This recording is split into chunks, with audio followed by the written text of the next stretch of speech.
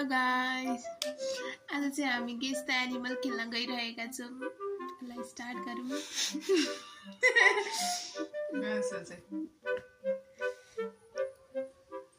ल मैले पनि सोचे। तेरो कत्रो कत्रो छ? छोटो छ, सानो छ, मतलब त्यो ठुलो हुँदैन। ओके, तेरो एनिमलको साइज कत्रो छ? मेरो त जत्रो पनि हुन सक्छ, यत्रो यत्रो यत्रो। तेरो कुन कलरको छ? मेरो फिका फिका कलरको हुन्छ नि। फिका?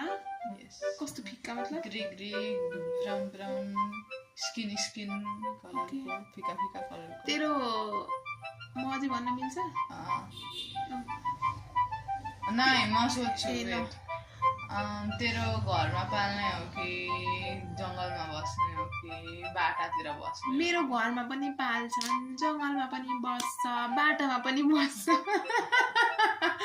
तेरो?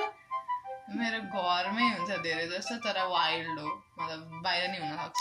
घरमा हुन्छ युजुअली। तेरो व्हाइट कलरको हुन्छ? मैले के कलर पो छ? तेरो मतलब ल नि त, ल घरमा पाल्ने वाइल्ड। ल तेरो पालो हो। तेरो जुन कुकुर हो त्यो मांसाहारी कुकुर एनिमल हो, त्यो भेजिटेरियन हो कि मांसाहारी हो कि? त्यो भेजिटेरियनै होला हौ। होइन, त्यो भेजिटेरियनै हो। त्यसले खाँदैन सायद। सायदमा नहोल न। होइन, भेजिटेरियनै होला, भेजिटेरियन। त्यो नन भेज रहेछ भने नि त्यो। होइन, त्यो भेजिटेरियनै हो। तेरो के हो? भेजिटेरियन? नाइ, तेरो नन भेज हो। नन भेज हो।